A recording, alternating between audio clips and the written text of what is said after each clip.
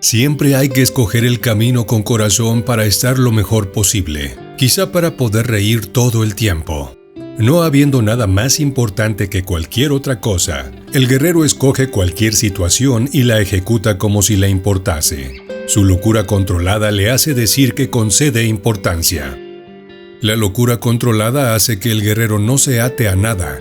Él ama aquello que quiere, pero se sirve de su locura controlada para no interesarse. Amar a la gente o hacerse amar por ella no es lo único que podemos hacer en cuanto que hombres. Este amar que nos tira de las orejas no es sino una forma de vampirismo. Amar lo que se quiere y no atarse es también no atar a quien se ama. Es la manera más noble de amar.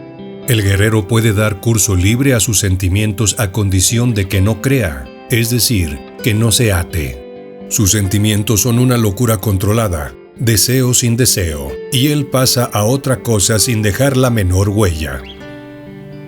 Su locura controlada se aplica solo a sí mismo y a sus semejantes. En suma, la locura controlada permite pasar a través de la locura de sus semejantes sin ilusión, sin apego, sirve para poder reír siempre. El guerrero, no perteneciendo ya al mundo y a sus semejantes, escoge, sin embargo, ejercer y, en apariencia, actuar como ellos. La única diferencia radica en que él equilibra su espíritu controlando su locura, mientras que los hombres en general mueren locos. El desatino controlado no es un engaño en sí, sino un modo sofisticado y artístico de separarse de todo sin dejar de ser una parte integral de todo.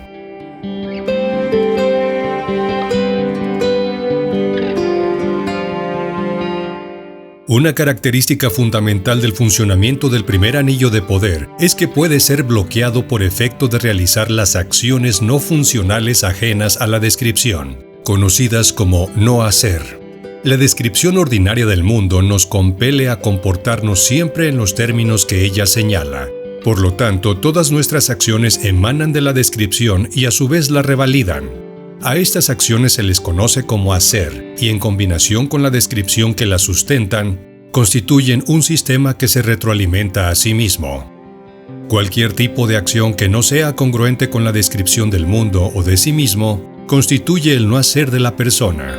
El no hacer interrumpe el flujo de la descripción, y esta interrupción a su vez suspende el hacer del mundo conocido, por lo que el no hacer es el medio que abre el camino de acceso al lado desconocido de la realidad y de la persona, y en otras palabras, es el medio de acceso al Nahual, que en lo que se refiere al mundo, es la realidad aparte, y al caso de la persona, es la conciencia del otro yo.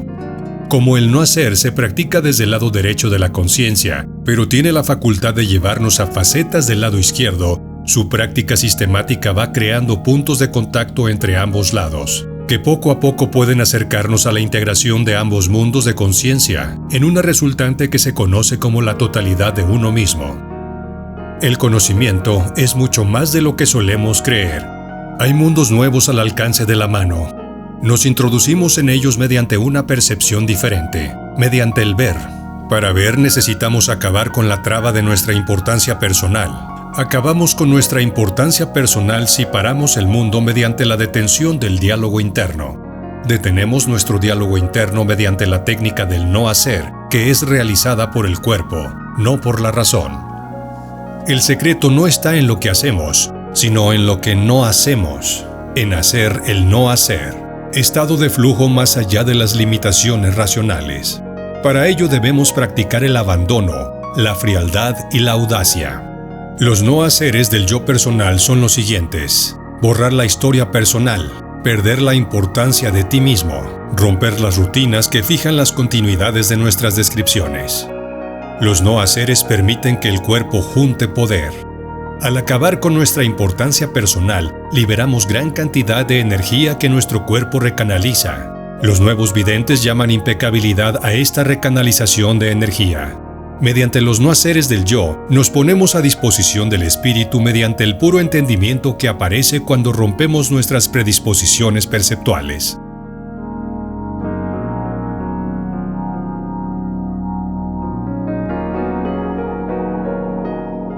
Wu Wei es un concepto central de la actitud taoísta ante la vida y el mundo. Si persistimos en hablar de un estilo de vida taoísta, este estaría caracterizado por Wu Wei. En esencia, el camino, la vía taoísta, es la práctica de Wu Wei. ¿Qué debe entenderse por Wu Wei?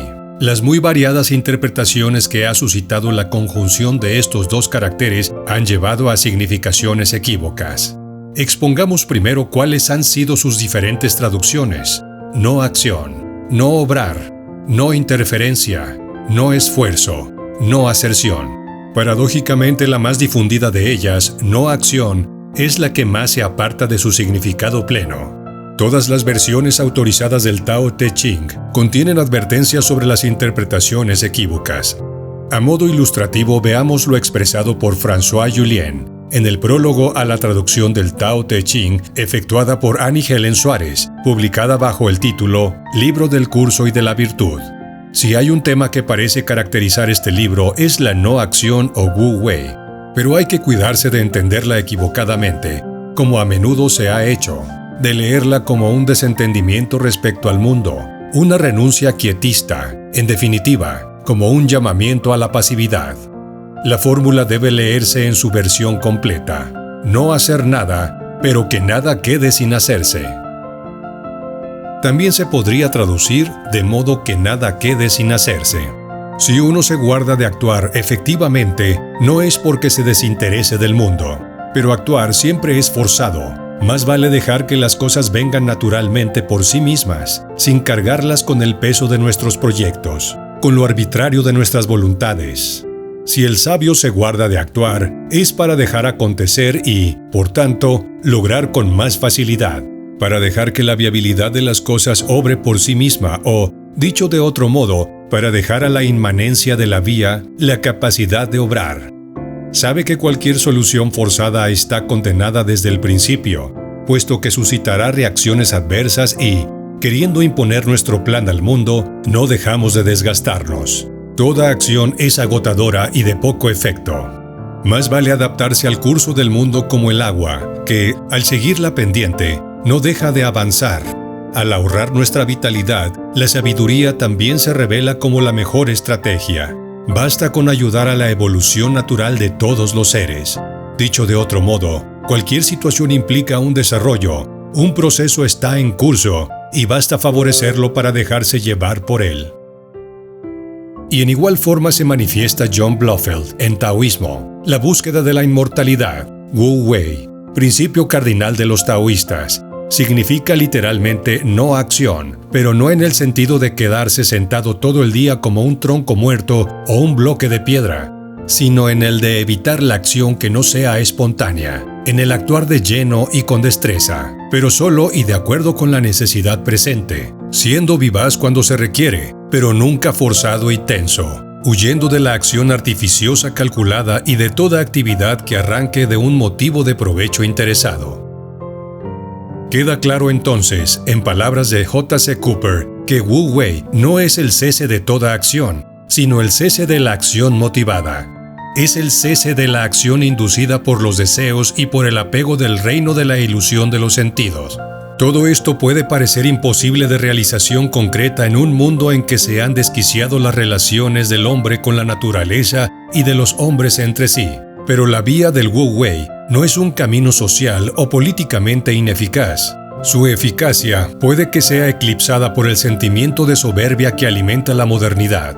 La sociedad moderna, víctima del espejismo que le produjo el desarrollo de la ciencia y la tecnología, impuso la creencia de que todo objetivo, por pretencioso que fuera, podría ser alcanzado a través de un desarrollo social de progreso ininterrumpido. La gran capacidad de operar sobre la realidad en numerosos campos de actividad, transformando las condiciones naturales, indujo a pensar que ninguna manipulación del entorno le está vedada a la voluntad humana, y esto ha traído aparejado un sentimiento de soberbia que ha hecho olvidar por completo nuestra relación de interdependencia con la totalidad de la que somos parte. La emergencia ecológica a la que no escapa ningún lugar del planeta es el resultado más contundente de la perniciosa afirmación del hombre enfrentado a la naturaleza. Las calamidades sociales que se viven en las vastas regiones del mundo, contrastando con la opulencia de otras, es indicativo de que el desarrollo de la humanidad es forzado por carriles impuestos y, como tal, inarmónico y profundamente asimétrico. En lo que hace al ámbito personal, se trata de la tranquila aceptación de la vida en el mundo tal como es y como viene, de aguardar el momento y la oportunidad, sin forzar nunca el resultado, sino que éste se despliegue a su tiempo según su naturaleza. Es que la única acción que se necesita es estar acorde con el Tao. Para nada se trata de una conducta fatalista que nos imponga una resignación piadosa, sino la humilde actitud de no oponer la acción deliberada por sobre encima del conocimiento de la naturaleza real de las cosas, teniendo en cuenta, además, que para comprender la verdadera naturaleza hay que apaciguar las tensiones que suscitan los deseos y que alimentan la falsa conciencia de la realidad.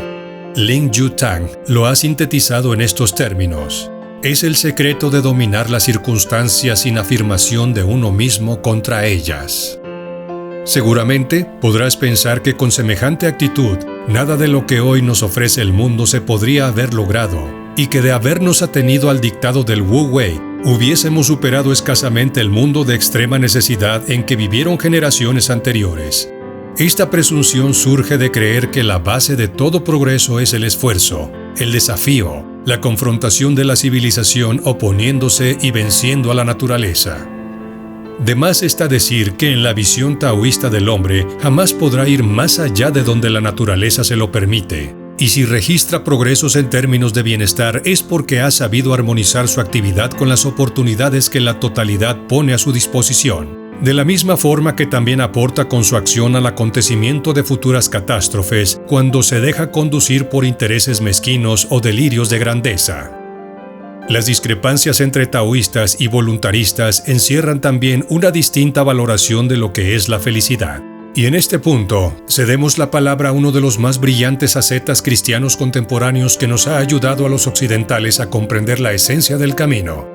Thomas Merton reflexiona lo siguiente: yo no puedo decir si lo que el mundo considera felicidad es o no es felicidad. Todo lo que sé es que cuando considero el camino que muchos recorren tratando de conseguirla, los veo correr precipitadamente, amargados y obsesionados, con las prisas generales del rebaño humano, incapaz de detenerse a sí mismo o cambiar de dirección, y todo ello mientras proclaman que están a punto de conseguir la felicidad. La realidad es que nunca nadie alcanzará la felicidad hasta que deje de buscarla. Nuestra felicidad consiste precisamente en no hacer absolutamente nada que esté calculado para obtener la felicidad, y esto para mucha gente es la peor conducta. Si alguien pregunta qué debería hacerse y qué no debería hacerse en el mundo para conseguir la felicidad, la respuesta es que esas preguntas no tienen respuesta. No hay forma de determinar esas cosas, pero, al mismo tiempo, si cesamos de esforzarnos en buscar la felicidad, lo correcto y lo erróneo se hacen aparentes de inmediato por sí mismos. Alegría y bienestar se hacen posible de inmediato en el momento en que uno cesa de actuar con la vista puesta en ellos. Y si uno practica el no hacer o Wu Wei, tendrá ambas cosas, felicidad y bienestar.